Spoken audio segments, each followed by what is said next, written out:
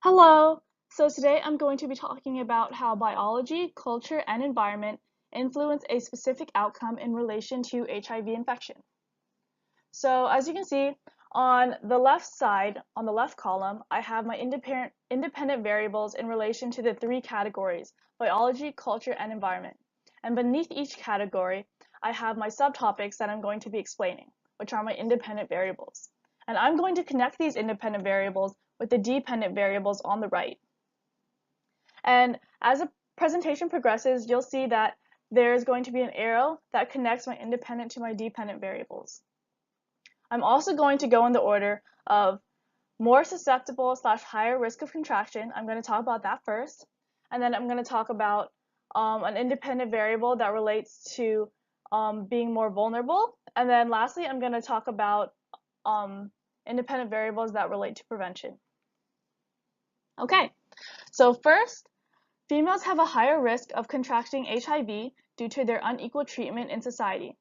A lack of healthcare and education in impoverished regions, as well as violence against women, cause them to be unaware of the risks of sex, which leads them to their greater susceptibility of contraction. Next, I'm going to talk about sexual activity. An individual's sexual activity also contributes to their risk of contraction. When an individual has sex more often, there is a risk of condom neglection or foul play, which can lead to HIV transmission, especially when both partners aren't being responsible or accountable. Sex between homosexual partners also creates a greater risk of contraction because HIV is more efficiently transmitted through anal sex.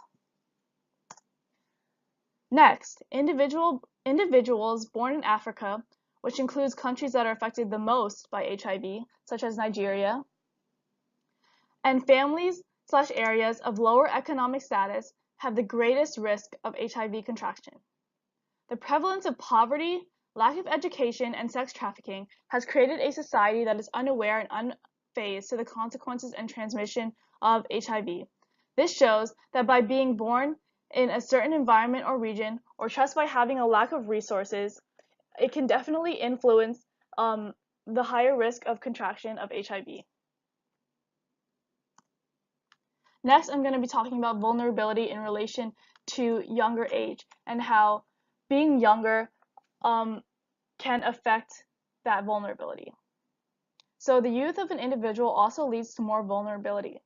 When an individual, specifically a girl, is younger, they are more gullible and less educated about sex and STDs. This makes the youth more vulnerable because they just don't know the right approach to prevent HIV transmission. Okay, and lastly, I'm going to be talking about prevention and how each of these things in relation to culture and environment help to prevent HIV infection and creates that outcome. So condom usage. A cultural practice of condom usage can also affect the transmission of HIV in a positive way. Condoms create a physical barrier between the genital regions of two people, which in the end prevents the infection from spreading. Circumcision practices. Circumcision affects the different types of bacteria that grow in a man's penis. By doing this, the immune system on a circumcised penis becomes stronger and better adapted to fight HIV.